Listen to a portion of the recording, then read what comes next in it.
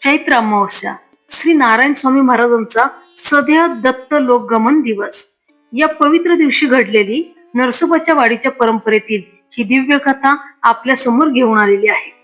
विशेष म्हणजे या व्हिडिओमध्ये सांगावे कवन्या ठाया जावे हे गोपाळ स्वामी महाराजांनी रचलेले अतिशय भावपूर्ण पद आहे. मी व्यावसायिक गायक नाही, मला गायनाची तयारी नाही, तरीही या दिव्य पदाबद्दलच्या आदराने आणि भक्तिभावाने मी ते गाऊन बोलून दाखवले आहे. माझा आवाज नीट न आला किंवा कुठे चुकलं तर कृपया मला क्षमा करा. हा प्रयत्न फक्त भक्तिभावाने केलेला आहे. चला तर मग या दिव्य कथेला सुरुवात करूया. श्री नारायण स्वामी महाराजांचा जन्म गार्गे गोत्री देशस्थ ब्राह्मण कुळात झाला. त्यांच्या आडनाव जोशी होते. त्यांचा जन्मदिवस अजूनही अज्ञातच आहे. पूर्वाश्रमी त्यांचे नाव नारायण शास्त्री असे होते. त्यांचे गुरु श्रीमंत नरसिंह सरस्वती स्वामी महाराज होते, जे भगवान श्री दत्तात्रयांचा द्वितीय अवतार मानले जातात.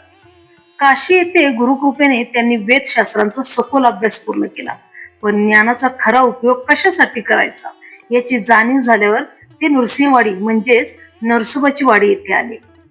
कृष्णा आणि पंचगंगा नद्यांच्या पवित्र संगमावर त्यांनी दत्त पादुकांची त्रिकाळ सेवा सुरू केली.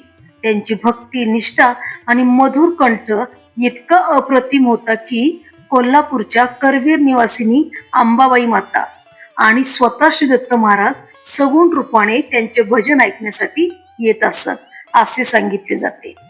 दत्त महाराजांचे ते अतिप्रिय शिष्य होते, इतके की आजही नरसोबावाडी मंदिरात दत्त महाराजांच्या पूजा आधी नारायण स्वामींच्या समाधीला अग्रपूजेचा मान आहे.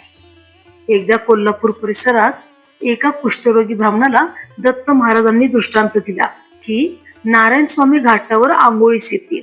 त्यांच्या आंघोळीच्या जागेच्या खालच्या भागात तू आंघोळ कर, तुझे कुष्ठ नष्ट होईल. ब्राह्मणाने तसे केले आणि तो पूर्ण बरा झाला. या चमत्काराने नारायण स्वामींना वाटले की मी उपाधी देत आहे, म्हणून ते निघाले. पण दत्त महाराजांनी स्वतः प्रकट होऊन त्यांना परत आणले आणि त्यांची सेवा चालू ठेवण्यास सांगितले. अशा प्रकारे त्यांचे लौकिक कार्य पूर्ण होत चालले होते. शके 1727 म्हणजेच इसवी सन 1805च्या चैत्र अमावस्येचा तो दिवस उजाडला. श्री नृसिंहवाडी येथे सकाळी सूर्योदय होत असताना आकाशात एक दिव्य प्रकाश पसरला. किंकिणीचा मधुर आवाज म्हणजे घुंगरांचा मधुर आवाज येत होता. तो आवाज ऐकून श्री गोपाळ स्वामी महाराज, जे नारायण स्वामींचे अतिप्रिय शिष्य होते, ते कृष्ण नदीत स्नान करत होते. आवाज ऐकताच ते स्नान अर्धवट सोडून धावतच मठाकडे आले. मठात पोचल्यावर त्यांनी नारायण स्वामींच्या चरणी मस्तक ठेवले. स्वामीजी शांत प्रसन्न मुद्रेने बसले होते. ते गोपाळ स्वामींना म्हणाले, आमचे लौकिक कार्य आता पूर्ण झाले आहे, आता आम्ही येतो. एवढे बोलताच आकाशातून पुष्प विमान खाली उतरले. नारायण स्वामी महाराज विमानात बसले आणि डोळ्या देखत आकाशात विरजले. हे दिव्य दर्शन फक्त गोपाळ स्वामींनाच झाले, कारण दिव्य घटना दिव्य दृष्टीशिवाय इतरांना दिसत नाही. गोपाळ स्वामी व्याकुळ झाले. त्यांच्या डोळ्यातून अश्रू वाहू लागले. त्यांनी आर्त हाक मारली, सांगावे कवन्या ठाया जावे. तेव्हा आकाशातून स्वामींचे अभयवचन आले, आम्ही कुठेही गेलो नाही, आम्ही तुमच्या सानिध्यातच आहोत. या शब्दांनी गोपाळ स्वामींना धीर आला.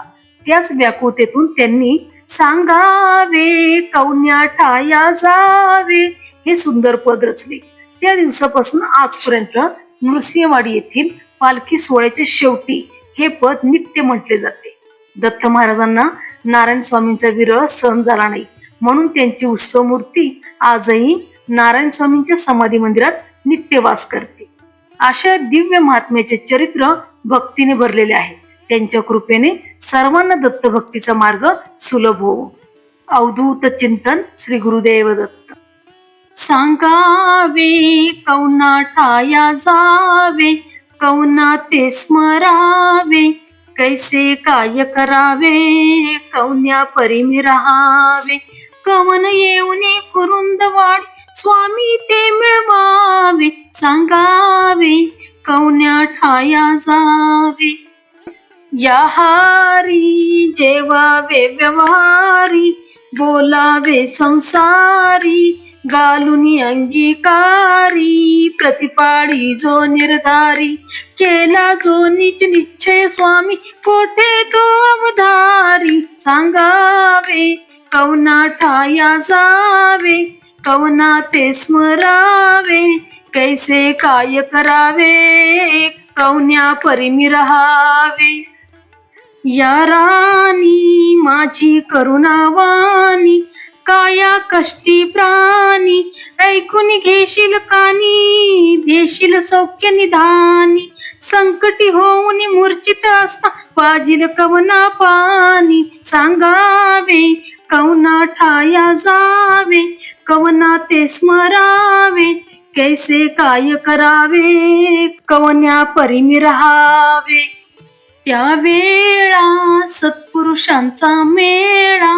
पाहतसे निज डोळा लाविसी भस्म कपाळा सांडी भय तुबाळा श्रीपाद श्री वल्लभ म्हणती अभय तुझ गोपाळा सांगावे कवना ठाया जावे कवना ते स्मरावे कैसे काय करावे कवन्या परिमी रहावे कवन येऊन कुरुंदवाडी स्वामी ते मिळवावे सांगावे कवना ठाया जावे कवना ते स्मरावे कैसे काय करावे कवन्या परिमी रहावे.